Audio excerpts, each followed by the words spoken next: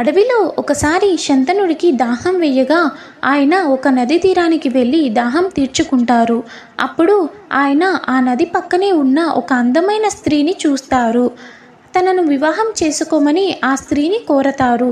కానీ ఆమె ఈ విధంగా అంటుంది, నా మాటకి, నేను చేసే పనులకి ఎప్పుడు మీరు అడ్డు చెప్పకూడదు, అలాగే నేను ఎవరినో కూడా మీరు ఎప్పుడు అడగకూడదు అని షరతులు పెడుతుంది. దీనికి అంగీకరించిన మహారాజు ఆమెని వెంట పెట్టుకొని తన రాజ్యంలోకి తీసుకొని వెళ్తారు.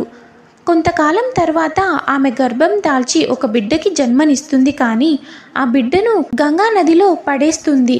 దీన్ని చూసిన మహారాజుకు కోపం వస్తుంది. కానీ ఎక్కడ ఆమె దూరం అవుతుందో అని మహారాజు మౌనంగా ఉండిపోతారు. అలా 7 మంది శిశువులను నదిలో వేయగా 8వ బిడ్డకి జన్మనిస్తుంది. అలాగే ఆ బిడ్డని నది దగ్గరికి తీసుకుని వెళ్తుంది. అప్పుడు శంతన మహారాజు ఎందుకు ఇదంతా చేస్తున్నావు అని కోపంగా అడగ్గా ఆమె ఈ విధంగా అంటుంది, మహారాజా, నేను ఎవరో కాదు, గంగను. నేను చంపిన ఆ 7 మంది శిశువులు శాపగ్రస్తులైన మునులు. తమకి శాప విమోచనం చెయ్యమని నన్ను వేడుకున్నారు.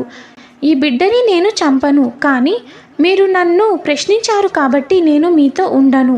నా బిడ్డని నాతో పాటు తీసుకుని వెళ్ళి ఒక గొప్ప యోధుడిని చేశాక మరలా మీ దగ్గరికి తీసుకుని వస్తాను అని అదృశ్యం అయిపోతుంది. దీని తర్వాత సిరీస్ కంటిన్యూ చేయాలంటే మీరు ప్లీజ్ సబ్స్క్రైబ్ చేసుకొని కామెంట్ చేయండి.